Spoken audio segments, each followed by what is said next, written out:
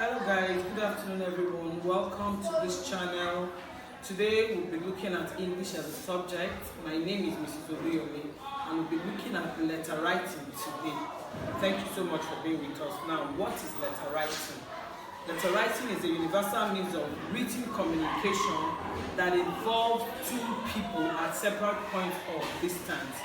In letter writing, we express our minds, thoughts, and intentions in a written form to a person who is expected to listen to us through reading the letter. Because our relationship with people differs, the way we write differs also. The way we're expected to communicate with family members will certainly be different from the way we want to address our bosses. And that brings us to the fact that we have different types of letter writing, Now we have three different types of letters, which are the formal letter, the informal letter, and the semi-formal letter. Now we look at the formal letter. The formal letter, also known as the business letter, is an official letter. It is a letter you write to people in their official capacity, irrespective of your relationship with them. It is a letter that is addressed to the office of a person, and not office of a person, and not the person itself. Official letters are letters you can write to your local government chairman, to your boss, to the principal of your school. There are letters of application. There are letters in response to a newspaper publication. It is also a letter you can write to the governor of your state. Like I said earlier on, since we have different types of letters, their features vary. Now we look at the features of a formal letter. The features of a formal letter: one, a formal letter must have two addresses. The first address on the right-hand side of the sheet is the address of the sender of the letter. And then to the left side of the sheet, you have the address of the recipient of the letter. You have his designation and his address. Sorry, are you sure? As I was saying, the same way we have different letters, the same way we have their different features. For a formal letter, you must have two addresses. The first feature of a formal letter must have two addresses. The first one, which is the sender's address, should be on the right-hand side of the sheet. This contains the writer's address, the date, and then the next address should be on the left-hand side of the sheet, your writing sheet now. It should contain the designation, then the address of the recipient. And after that, if the next feature of a formal letter, it must have a topic or a header or a title. Why must it be there? Most people are very busy and they want to know the reason why you're writing. They want to know if the letter is on the right table. For instance, if you're writing to the human resource officer and suddenly the letter gets into the letter basket of the medical officer of the place, automatically by just looking at it, he knows where it's going to, assuming it is a letter of application. And then there must be the salutation, which for West African examination, the totally acceptable salutation is "Dear Sir" and "Dear Madam." Now we get down to your introduction. Most students make the mistake of wanting to ask unnecessary questions. Now, when you're dealing with a formal letter, do not forget you're writing to somebody in their official capacity, irrespective of who they are to you outside that letter. Most students make the mistake of wanting to ask, how is your family, how is your wife? It is totally unacceptable in a family letter, in a formal letter, sorry. You go straight to your reason. After your salutation, you introduce yourself, and then you go straight to the reason you're writing. Outside that, you have the closure. The most acceptable closure for and in a formal letter in West Africa, as far as your exams are concerned, is "Yours faithfully." And then you must append your signature. Most companies will not read a letter that does not have any signature appended on it. And after that, you now put your full names or your initials. You can also go ahead to put your status. And then your full names, once you put it down, you put your full stop, and then you're good to go. Most students miss it in WAEC when they want to write a formal letter. Most times the very smart ones run away from it, because when you're talking about, you have to consider your language. The language of a formal letter is strictly formal. Slangs, colloquialisms are not allowed, they are not accepted. Contractives, contracting your words. For instance, you want to write I will not. In a formal letter, you're not allowed to contract it, to write as in, you're not allowed to do this in a formal letter. I not be coming today. This is totally unacceptable when you're writing a formal letter. If you want to write this, it has to be in form. I will not be coming today. When you're writing a formal letter, as much as possible, try to cross your T's and dot your I's. Failure to append your signature. Most students come out and say, it was not my result that was given to me. You might want to know that the omission of several things, not crossing your T's, not using your punctuation well, not writing in paragraphs, can be responsible for the massive failures that students experience. Again, when you're rounding off your formal letter, before now, your salutation stays on the right, your closing salutation stays on your right, on the right hand side of your sheet.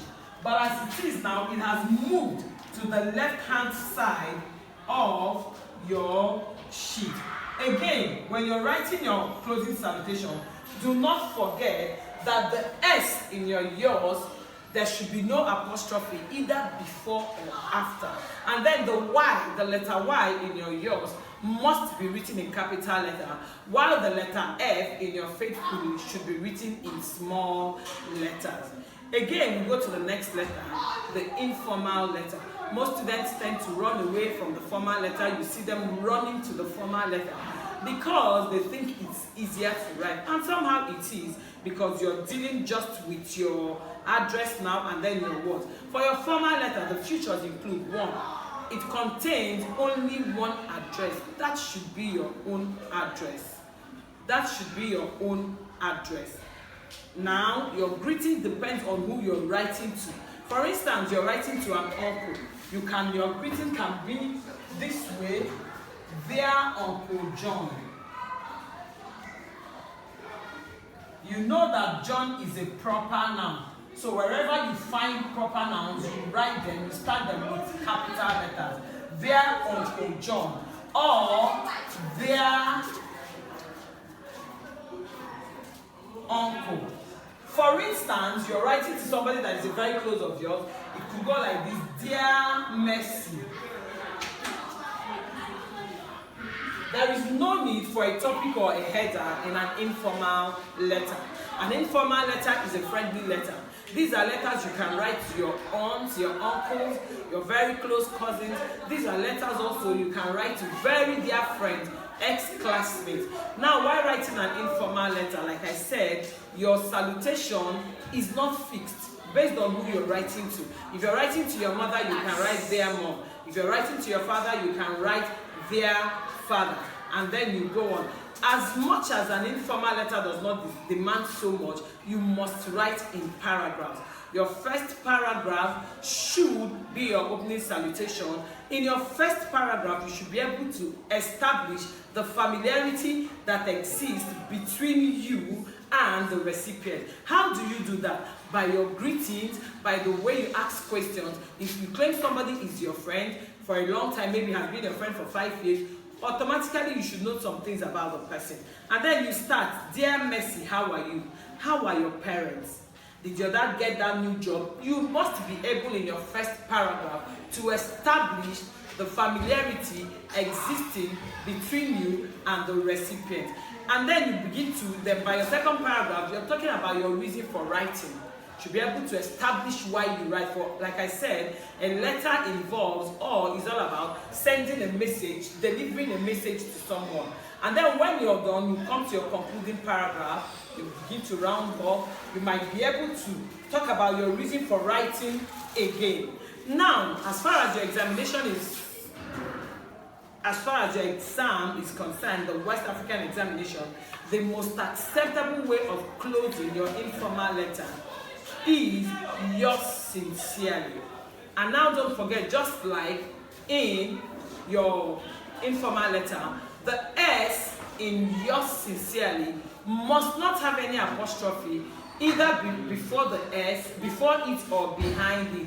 And then your Y should be written in a capital letter, while your sincerely, the S in your sincerely, should start with a small letter S. Now, do not make the mistake of appending your signature in your informal letter.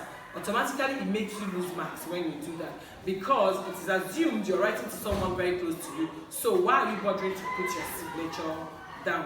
Again, in your informal letter, just like the formal letter, the greeting no longer stays on the left. Like I said earlier on, even if you're writing an informal letter, automatically it comes to the left. When you talk about your writing, the language of your informal letter, it has to be chatty. You are allowed to ask as many questions as you want to. Now you're writing to someone that is very close and very dear to your heart. Now, concerning your diction, the use of your words, slangs are allowed, contractives are allowed, as long as you do not overuse your slangs. You're good to go in an informal letter. And then when you're writing an informal letter, who exactly are you writing to? That determines your words. If you're writing to a senior cousin that is like 10 years older than you are, it will be totally disrespectful to start using slangs. So there has to be caution and boundaries in everything you do. Now, when you write your informal letter, do not forget, some people have heard students say, should there be dates in an informal letter? There should be dates in your informal letter. It depends, again, most times, especially in WAEC, you're required to write not less than 450 words. Most times you're asked to write, and most times the words, they don't actually state how many words they want. But when you're asked to write 450 words, endeavor to do that. Most students keep wondering, do they really take time to read the words? I tell you, they take time to read that. Now we go to the next kind of letter called the semi-formal letter. The semi-formal letter is a middle course letter. It is not so much of a formal letter, neither is it so much of an informal letter. Like I said, it is a middle course letter. It is in the middle. This is a letter that you write to people that are not very close to you. Neither are they too far from you.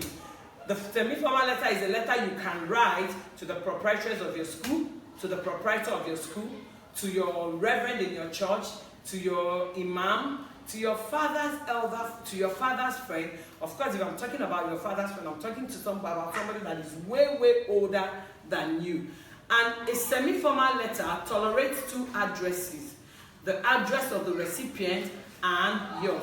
Like the formal letter, a semi-formal letter should have a topic, a title, or a header. It's a letter you can write to your landlord, so it must have a title or a letter.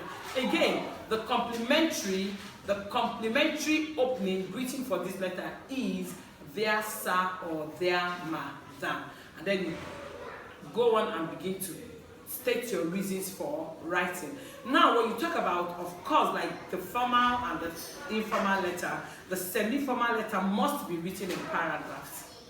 It does not tolerate too much slangs, neither does it reject plenty slangs. Again, it does not tolerate too much contractives and colloquialism when you're writing a semi-formal letter.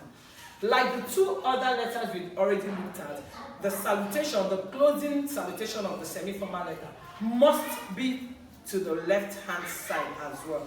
And then your closing for a semi-formal letter, the acceptable one is "Yours affectionately." Yours affectionately. Like those other ones, no S. Be it an informal letter, be it a formal letter, be it a semi-formal letter, yours affectionately. The S in yours does not tolerate any apostrophe, either before or after. Most students make the mistake of thinking it's only for the formal letter. No, it's also applicable for the informal letter.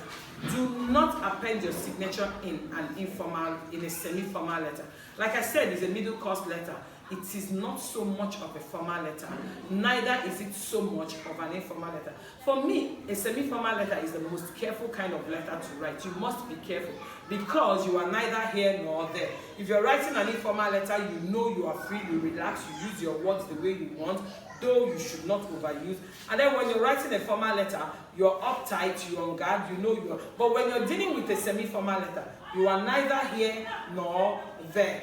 Do you understand? Usually in semi-formal letters, you are not given a frame, a number of words to write. No, you only find that applicable most times in your informal letters. Also, you're not given a certain amount in most formal letters. No, you're not asked to write 450 words. Why? Because it might be an application letter. So go straight to the point and drop your pen. But when most times you have to deal with number of words given to you, when students run to informal letters, they want to go there, they think it's safer. To an extent, it is okay. But most times, it's usually in informal letters that you're given a certain amount of number of words to write. So, letter writing, I want to encourage us, is one of the places that you can gather lots of mark in your WAEC. Endeavor in everything you do to master your letter writing, the art of writing. Focus on your address pattern. We have the block address pattern. We have the slanty address pattern. For this age and time, the slanty address pattern has been phased out. And so we're using the block address pattern. Again, in your formal letter, be careful how you write your dates. Different continents, different ways of writing different dates mean different things to them. For instance, if you're writing to an American, why do we insist that in your formal letter you write your date in full, as in 12th February 2022? When you do this, it's safer for you. Why did I say that? I said this because when you want to write in words, you write 12th to 22. This means different things to different people. If you're writing to an American, what you're actually saying is, Americans go with the month first, the date, and then the year. But the British goes with the day, the month, and then the year. So it is safer for you. You never can tell who is going to come across your letter. It is safer for you. You write your address. You write your date clearly this way, 12th February 2022. To the British, it is 12th February 2022. To the American, it is 12th February 2022. To an African, it is 12th February 2022. And so that's why we insist you save yourself of that stress of having to explain. And of course, you're not always there to explain. So for your letter writing, I encourage us, this is one of the places that you can earn marks. It carries more marks than your lexics and structure. If you're able to gather 40, 50 marks in your letter writing, and then you gather 10 from your comprehension, 10 from your summary, 10 from your lexics and structure, you are good to go. Thank you so much. It's been nice having you. God bless you all.